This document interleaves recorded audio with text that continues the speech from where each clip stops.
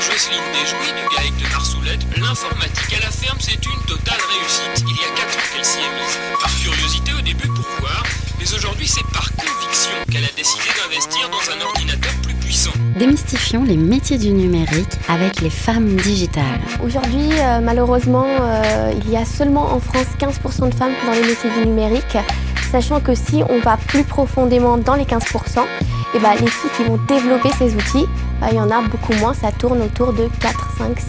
À plein d'endroits. C'est un message qui malheureusement est passé dans l'éducation des jeunes femmes et des femmes. Dire attends, t'es une femme, reste à ta place. C'est quoi la place d'une femme ? Programme proposé par Digital 113 et Campus FM et animé par Magali Germont, déléguée régionale Occitanie des femmes du numérique. Bonjour à toutes et tous, nous voilà enfin réunis pour ce nouvel épisode des femmes digitales. Alors aujourd'hui, c'est un portrait croisé que je vous propose. Croisement de regards, croisement d'histoires, croisement de générations. Le tout autour d'une thématique et de métiers qui allient l'univers du juridique avec l'univers du digital.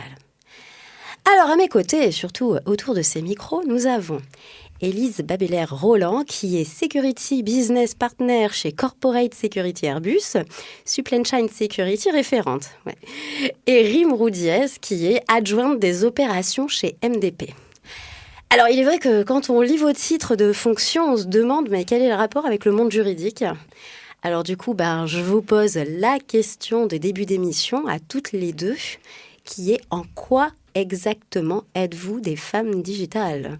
Et je commence avec Élise. Alors bonjour Magali et merci de m'inviter dans ce podcast. Alors en quoi je suis une femme digitale ? Tout d'abord, je suis d'un point de vue personnel, donc je suis mariée et j'ai la chance d'être maman de deux enfants de 4 et 8 ans. Je suis, comme tu l'as dit, Security Business Partner chez Airbus au sein du département Corporate Security. Qu'est-ce que c'est ? Tu as raison, c'est un peu un titre barbare pour dire qu'en fait, on a un département au sein de la sécurité chez Airbus qui est là pour en fait accompagner le business, pour copiloter le business et les accompagner sur toutes les questions liées à la sécurité et les aider à les monter en maturité sur la sécurité, en sachant que la sécurité ne peut grandir aussi que grâce au business, qu'en prenant aussi en compte le business et qu'on ne fait pas de la sécurité pour de la sécurité. Très bien. Et donc, Rim, dis-nous un petit peu plus, adjointe des opérations. Voilà, alors je suis déléguée à la protection des données également chez MDP et adjointe aux opérations. MDP qui propose des solutions logicielles, du conseil et de la formation dans le domaine de ce qu'on va appeler la compliance, donc la conformité réglementaire. On est parti en fait du constat que la réglementation était abordée comme un sujet juridique trop éloigné du quotidien des entreprises et qu'il fallait se positionner aux côtés des collaborateurs avec une vision beaucoup plus métier. Donc tous les jours, qu'est-ce que je fais ? Il y a ce rôle de facilitatrice pour simplifier la vie de nos clients dans leur conformité sur des réglementations comme le RGPD, l'IA Act, NIS 2, pour que cette réglementation soit au service du business. Alors, pour expliquer un peu à nos auditeurs, RGPD, c'est le règlement à la protection des données personnelles. L'IA Act, c'est un règlement qui, aujourd'hui, encadre les systèmes d'intelligence artificielle. NIS 2, c'est au niveau sécurité, cybersécurité. Voilà, c'est tout un tas de réglementations et d'où, finalement, ta fonction juridique. Dites donc, je vois en fait que quand même dans vos deux parcours, vous avez un point commun. Et malgré tout, donc c'est cet aspect juridique qui sera développé un peu plus tard par Élise, mais vous avez quand même des histoires extrêmement, extrêmement différentes. Alors Élise, je vais commencer par toi. Je sais que être juriste, finalement, c'était pas forcément ta première vocation. Alors raconte-nous un petit peu plus là, justement ce parcours et quelles étaient tes premières aspirations.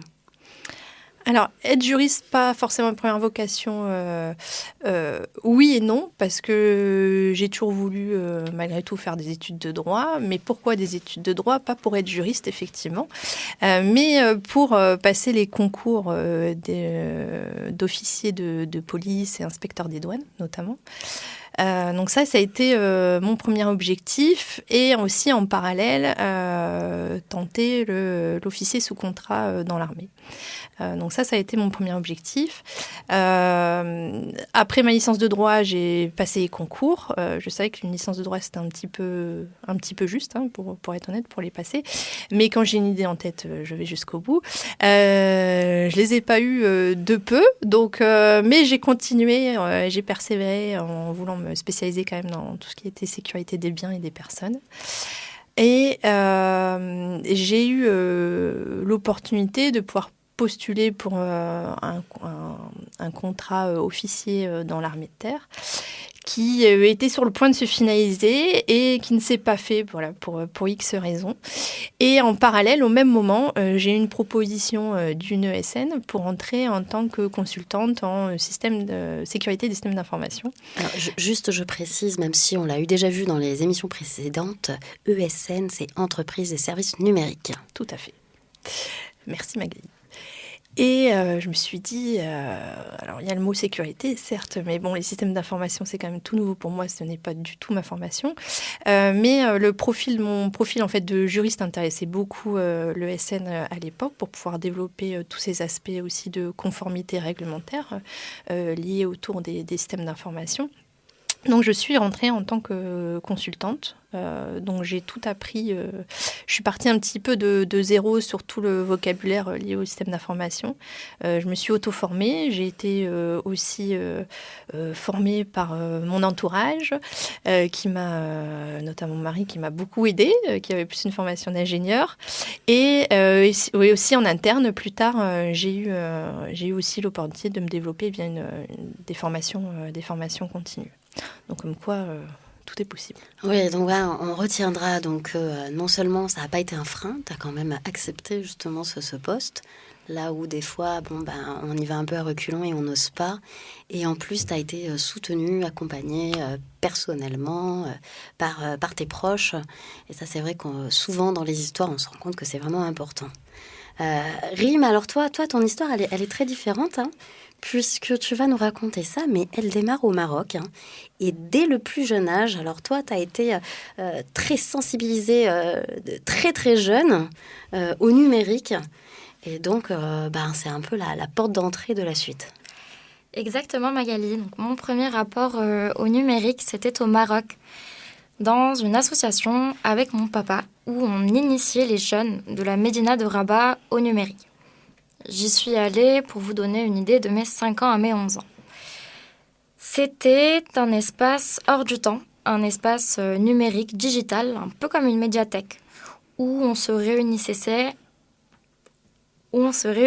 avec les jeunes pour les sensibiliser à l'utilisation des outils numériques. En fait, ce qui a été assez révélateur, c'est que j'ai rapidement compris que le numérique était un ascenseur social, qu'il y avait une fracture qui n'était pas juste générationnelle, mais aussi sociale de moyens. Pour ma scolarité, j'ai fait un collège et un lycée à Rabat, donc au Maroc, puis je suis arrivée en France, à Toulouse, pour une double licence en économie et en droit. Mais alors, je me permets d'intervenir. Tu parles là vraiment de ton rapport au numérique et tu fais des études de droit. Exactement, voilà. Sur une formation qui est assez généraliste pour ma licence, où j'ai pu me spécialiser après au niveau du master en droit du numérique et de l'intelligence artificielle.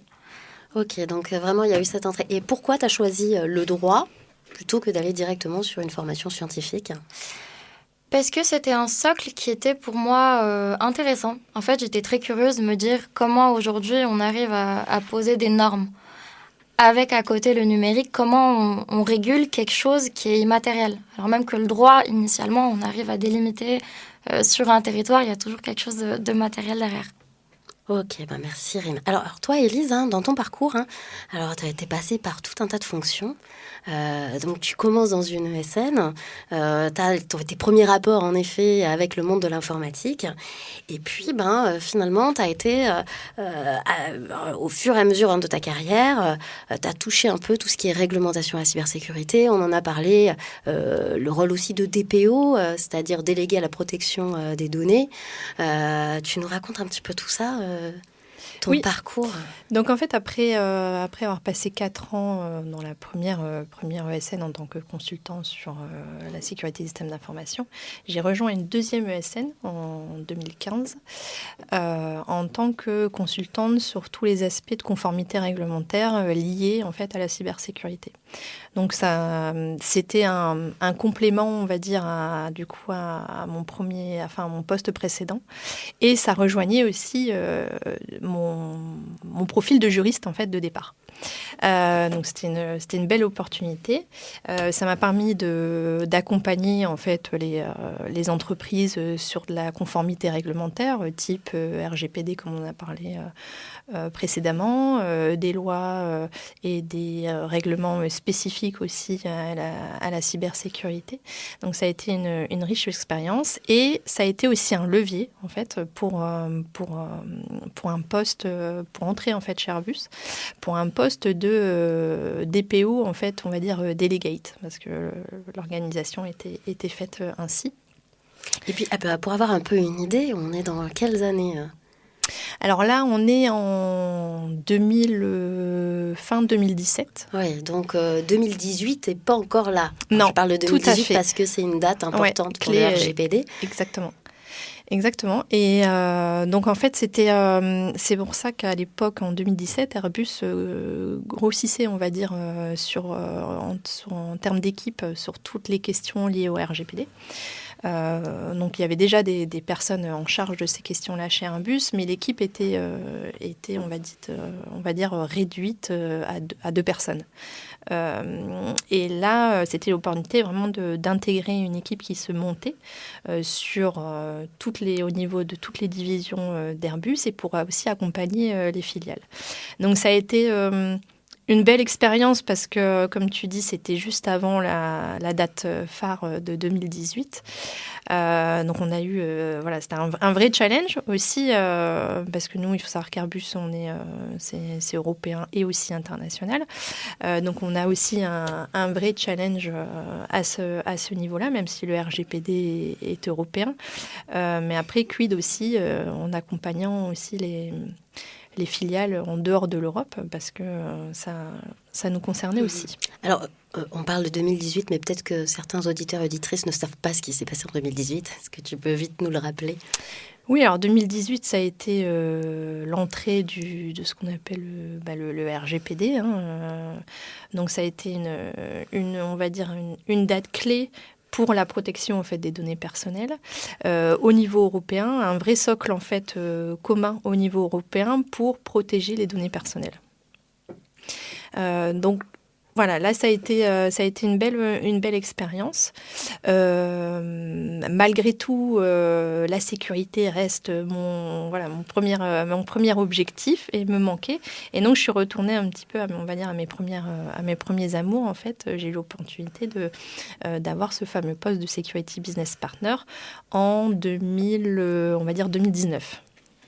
Ouais, super. Alors toi, Rime, t'étais toute jeune. Tu rentres à peine finalement un petit peu dans le monde du travail.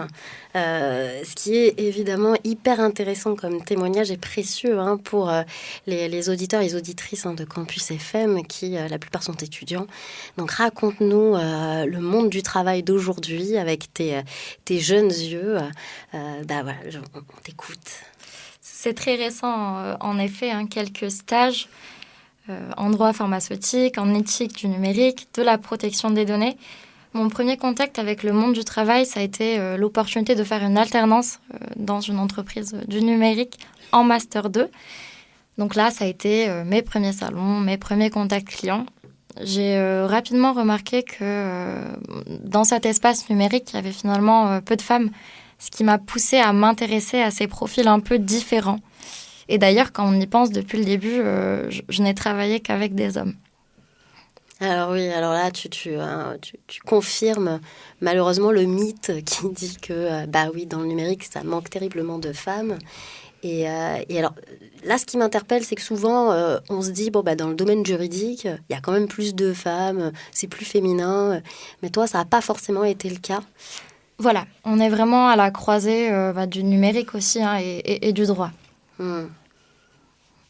Alors, Je vais rebondir du coup un petit peu sur vos histoires un petit peu de femmes parce que vous avez chacune une histoire personnelle assez intéressante.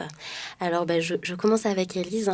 Alors toi c'est assez drôle ou pas, mais l'univers en fait, t'as fait des surprises comme on dit puisque tu t'es retrouvée enceinte à 2 reprises lors de périodes d'embauche. Alors ça c'est toujours, c'est on va dire, c'est la bête noire des fois de certains recruteurs, c'est l'angoisse totale des jeunes femmes qui se disent mon Dieu si je tombe enceinte est-ce qu'on va me recruter ? Est-ce que du coup toi ce fut un frein, une difficulté ou au contraire juste un détail ? D'ailleurs il me semble que ces 2 expériences ont été extrêmement différentes. Oui, c'est tout à fait ça, 2 expériences différentes.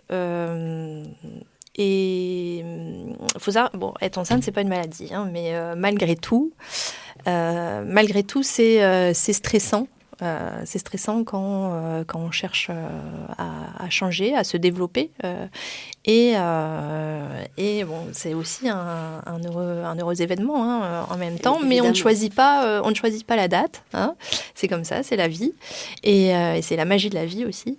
Et c'est vrai que j'ai eu 2 expériences différentes. La première, c'est quand j'ai changé pour la 2e ESN en 2015. Et là, quand j'ai passé les entretiens, mais ça a été la même chose pour le 2e, je n'étais pas au courant. J'ai été au courant, en fait, juste avant, peut-être 2-3 jours, en fait, avant de signer le contrat. Et moi, je suis très transparente et donc j'ai voulu informer du coup le recruteur de cela et qui m'a dit, écoute, pas de souci, mais je souhaite le garder pour moi et de le partager aussi qu'avec ton futur manager et ça s'arrêtera là.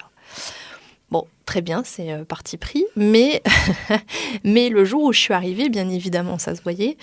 Et là, tous les regards se sont portés, non pas sur mon visage, mais sur mon ventre arrondi, n'est-ce pas ? Et ça n'a pas été évident parce que je savais que c'était pas des regards bienveillants. Et ça a été vu plus comme une incompréhension en fait d'avoir embauché une femme enceinte alors qu'on sait pertinemment bien que quelques mois plus tard, cette personne va être arrêtée pour être en congé maternité. Et c'est là où j'ai eu des personnes qui m'ont énormément soutenue et d'autres où il a fallu aussi montrer que en fait j'étais là pour mes compétences mais il a fallu quand même un peu redoubler aussi d'efforts et montrer que en fait j'avais tout autant ma place qu'une personne qui n'était pas dans la même situation que moi. Donc pas forcément toujours évident dans ce contexte-là. Et aussi, il faut savoir assumer ces regards-là. 2e expérience, quand j'ai changé de poste en interne chez Airbus et que je suis entrée dans la sécurité, situation identique. J'ai passé les entretiens, je ne le savais pas, et un petit peu avant de donner ma confirmation en fait sur ce poste et inversement pour le département de sécurité, je leur ai annoncé que j'étais enceinte. Et là, j'avais cette crainte en fait de ce que j'avais vécu en fait au préalable et c'est marrant parce qu'on est limite dans une situation où on s'excuse en fait d'être enceinte alors que non parce qu'en fait c'est très beau. C'est un heureux événement. Exactement, bien sûr. C'est très beau. Et à l'inverse, j'ai été très bien accueillie. Ça a été, écoute, pas de souci, bravo, félicitations. Et puis pendant le temps de ton absence, on s'arrangera et ça sera comme ça. Donc, en fait, tu m'as dit quelque chose qui est merveilleux, c'est que tu t'es vraiment rendu compte que il y a l'expérience, il y a toute une histoire derrière, mais que ce poste-là, c'est Élise qu'on venait chercher, c'est tes compétences, c'est qui tu es. Exactement. Et c'était pas un CV, ou donc en fait finalement ta situation personnelle à ce moment-là n'avait aucune influence, parce que quoi qu'il en soit, c'est toi qui voulais. C'est ça, exactement. C'est les compétences, c'est, je pense, la personnalité aussi, c'est la motivation. Et ça passait, on va dire, outre l'inconvénient, entre guillemets, de l'absence de quelques mois. Et puis bon, c'est que quelques mois, c'est vrai. Et c'est que quelques mois dans une vie, c'est quand même rien du tout. Dans une vie professionnelle, personne encore non moins. plus n'est indispensable, faut se le dire aussi. Si la personne te veut, elle est capable d'attendre et puis de s'arranger pendant ce temps d'absence-là. Alors toi, Rime, tu découvres finalement le monde de l'entreprise avec ton regard non seulement de jeunesse, mais aussi d'étrangère. Et alors, est-ce que, on vient de parler tout à l'heure de ton entrée dans la vie professionnelle, mais d'autant plus, si on l'a bien compris, ta famille est loin, t'es loin de ton pays natal, facile, pas facile ? Un peu des deux. J'ai découvert ce que c'était en effet d'être une femme, une jeune femme, comme il faut le préciser, je pense, parce que j'ai 24 ans, dans le numérique, avec un caractère où j'ai cette curiosité intellectuelle à abreuver, cette force de proposition, et je me suis vite rendu compte que ma parole n'était pas toujours accueillie ou écoutée à sa juste valeur, et qu'il fallait, comme tu le disais tout à l'heure, un peu Élise, redoubler d'efforts des fois, argumenter un peu plus. Après, sur ce côté femme étrangère, il y a des difficultés administratives sur certaines entités, notamment tout ce qui va être sur des données de secret défense. Donc, je n'ai pas pu avoir accès à tous les métiers du numérique que je voulais au départ. Mais finalement, et globalement, c'est génial d'avoir ce côté étrangère. C'est des regards qui sont différents, un regard multiculturel, les langues. Donc ça, j'arrive à le valoriser pas mal aujourd'hui sur ce que je fais, donc j'en suis très contente. Ah ouais, ça c'est sûr que c'est toujours un petit bonus, l'aspect multiculturel, et même au sein des équipes, c'est ce qu'on appelle la diversité, l'inclusion. On se rend compte qu'évidemment, il faut des hommes, il faut des femmes, il faut des personnes d'horizons différentes, des travailleurs handicapés. Enfin, c'est vraiment cette diversité qui souvent crée des équipes hyper intéressantes et voit vraiment des projets incroyables. Et qui est une force aussi. Ouais, c'est une vraie force, tout à fait. Alors, on l'a entendu, finalement, vos parcours, il y a aussi tout un tas d'opportunités. Alors, Élise, c'est assez rigolo, toi, ton histoire, parce que finalement, j'ai envie de dire, tes premiers amours te rattrapent. Et aujourd'hui, tu as une opportunité rentrer dans l'armée en tant qu'instructrice. Oui, alors en tant que, je vais préciser, en tant que réserviste opérationnel. Oui, mes premiers amours, j'ai pas lâché malgré tout le fait de vouloir intégrer, on va dire, le monde de la défense, et tout en continuant à travailler dans le monde civil. Et donc la réserve opérationnelle est une vraie opportunité pour ça. Ça a été pour le coup un vrai parcours du combattant malgré tout, parce que ça fait plus de 3 ans que je suis sur ce projet-là. Et j'ai eu des soucis de santé aussi qui ont freiné cette opportunité. Et malgré tout, aujourd'hui, j'ai signé un contrat de réserviste opérationnel pour la Marine nationale, et pour être instructrice et formatrice sur le domaine de la cybersécurité pour la Marine nationale. Donc c'est vraiment... je suis émue en fait en le disant, parce que ça... Je le redis, mais ça a été un vrai parcours du combattant de par ce souci de santé. Mais j'ai pas lâché. J'ai été aussi beaucoup soutenue par des personnes aussi qui m'ont aidée dans ce parcours-là. Et c'est aussi je pense que quand on travaille dans la cybersécurité, c'est aussi une vraie chance. Pourquoi ? Parce qu'on a tous à apprendre en fait des deux mondes, du monde civil et du monde de défense, et on a tous c'est une vraie plus-value en fait de pouvoir apporter ce qu'on a du monde civil dans le monde de la défense, et inversement du monde de la défense dans le monde civil. Donc c'est une vraie, je pense que c'est une vraie richesse Aujourd'hui, moi, je le vois comme ça, en tout cas, dans mon parcours et mon évolution professionnelle. Ah, mais absolument, c'est vraiment, et puis encore une fois, c'est un signe de persévérance et de volonté incroyable de ta part. Alors j'ai quand même une petite question, Quand on est réserviste, on est d'accord, on garde son poste actuel et c'est un cumul en fait des deux activités. Ouais. Donc c'est-à-dire que ton entreprise en fait valide le fait que tu puisses faire que tu aies cette double casquette. Alors c'est pas tout à fait ça. L'entreprise ne valide pas ce fait-là, mais j'ai la chance d'être dans une entreprise aujourd'hui qui a signé une convention en fait avec l'armée et qui nous permet, cette convention en fait nous permet d'obtenir des jours en fait dédiés pour de la réserve opérationnelle.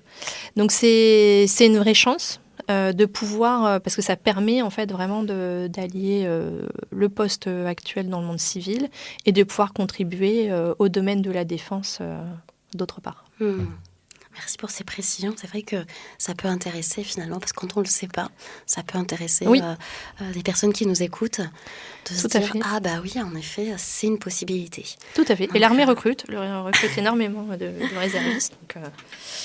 Donc on l'a entendu. Alors Rim, toi, quand on a préparé cette interview, tu nous as dit quelque chose, c'est que tu as failli partir, mais que finalement tu es restée. Et que c'est les rencontres que tu as faites, des rencontres de femmes, que tu nous as dit, des femmes inspirantes, qui t'ont finalement apporté ou redonné de l'espoir. Tout à fait, Magali. Donc, il y a quelques mois, motivée finalement par ce besoin d'émancipation, presque, j'ai envie de dire. Pas un combat que je voulais mener à ce moment-là, je pense. Et ce qui a été révélateur, c'est que j'ai eu en effet la chance de rencontrer des femmes inspirantes avec de beaux parcours, des mentors. Et j'ai eu l'occasion de discuter avec elles, d'échanger, et elles ont pu me guider, me motiver à continuer dans ce secteur-là. Et pour tout te dire, Magali, j'ai hâte de voir la suite. Ah, bah c'est merveilleux. Tu es l'exemple même. On se pose souvent la question justement des mentors, des formations. Il y a beaucoup d'associations d'ailleurs qui proposent de mentorer les jeunes filles, d'être un petit peu. Et puis il y a tout un tas d'actions comme mon podcast, comme ce podcast, pour justement être inspirant. Et finalement, tu fais partie un petit peu des retours, on va dire, d'expérience. Et c'est hyper motivant aussi pour les gens comme moi de voir que oui, ça peut fonctionner.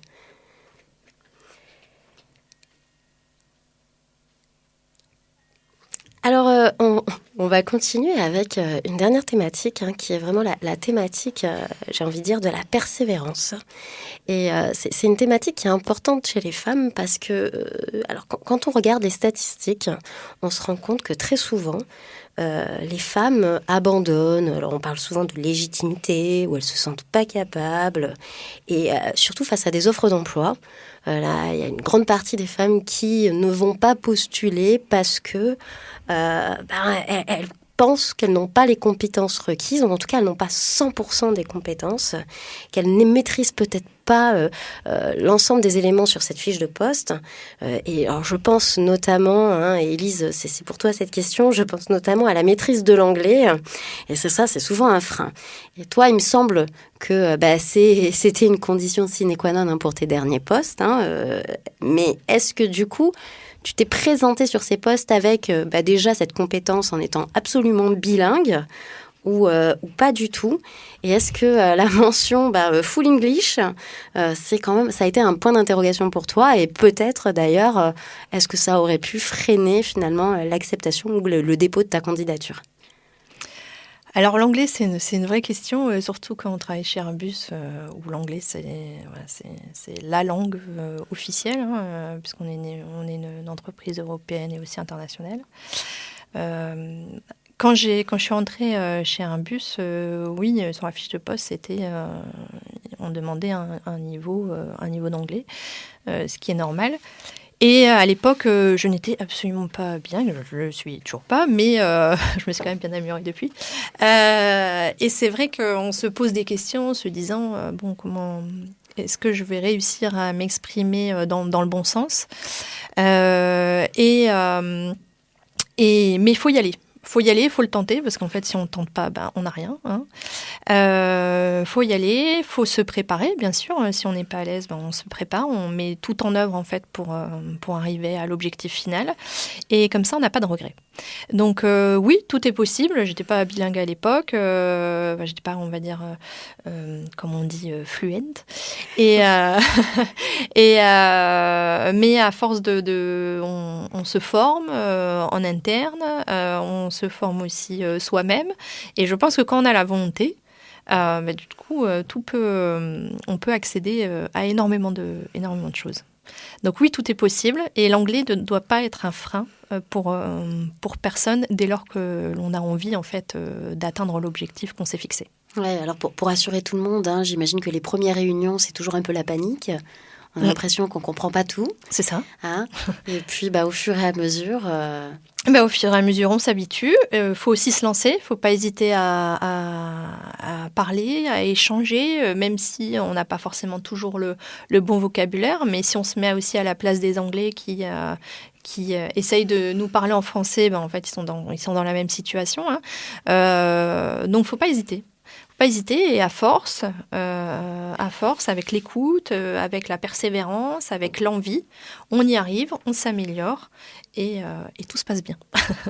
Voilà, vous entendez, hein, si vous êtes un peu limite en anglais, c'est pas un souci, ça doit pas être un frein, bien au contraire. Hein. Il y a tout un tas en plus de formations en ligne, d'applications. Et puis les entreprises aussi, hein, elles proposent des formations hein, pour vous remettre à niveau. C'est un peu comme tout à l'heure, c'est-à-dire si c'est vous qu'elle veut, elle vous embauchera, même s'il y a une petite déficience en anglais. Alors, Élise Rime, si finalement vous deviez résumer et conclure et encourager justement nos auditeurs et nos auditrices à suivre votre parcours, qu'est-ce que vous leur diriez ?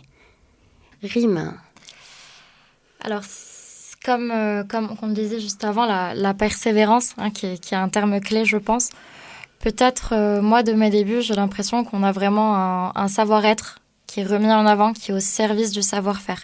Surtout dans le numérique, et tout est numérique, hein, mais l'humain reste central et je pense que tout revient sur de l'humain. Élise ? Alors moi, mon motto, c'est toujours ne rien lâcher. Ne rien lâcher, on revient sur la persévérance et je pense qu'on est maître aussi du chemin que l'on veut mener. Il faut mettre les moyens pour atteindre l'objectif, pour ne pas avoir de regrets. On parle beaucoup aujourd'hui de hard skills, de soft skills. Je pense que les compétences techniques s'acquièrent, ça peut prendre un peu de temps, mais on y arrive. Je pense que les soft skills sont encore plus important, en tout cas de mon point de vue. C'est ce qui fait un travail, c'est ce qui fait un management d'équipe, c'est ce qui entraîne les personnes, c'est ce qui façonne son travail et façonne la collaboration qu'on doit avoir et c'est important et d'autant plus au sein de la sécurité. Je suis une personne à RSSI d'une entreprise dans le spatial qui met beaucoup de postes en fait sur LinkedIn et qui dit la sécurité grandit lorsqu'elle se partage. Et c'est exactement ça. Et on a la chance, moi en tout cas j'ai la chance dans mon domaine d'avoir la possibilité de grandir en partageant en fait nos compétences, nos retours d'expérience.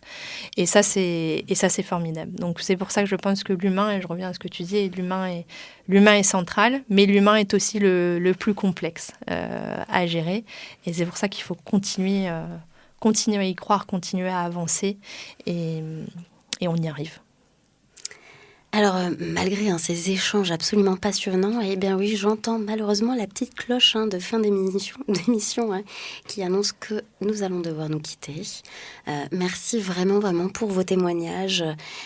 C'est un véritable éclairage sur aujourd'hui ces nouveaux métiers, malgré tout, ces métiers qui évoluent.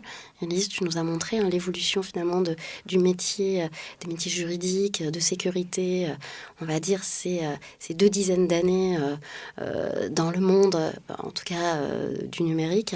Et toi, avec ton regard tout jeune arrivé, c'était vraiment passionnant de vous écouter, d'écouter la diversité des fonctions possibles et l'importance finalement du juridique dans les entreprises, quelle que soit la taille et la filière. Alors, et surtout, je vous remercie toutes les deux pour la sincérité de vos propos, vos histoires qui sont vraiment très touchantes et très inspirantes pour nos auditeurs et nos auditrices. On a coutume toujours de clôturer notre émission avec un mantra. Le numérique.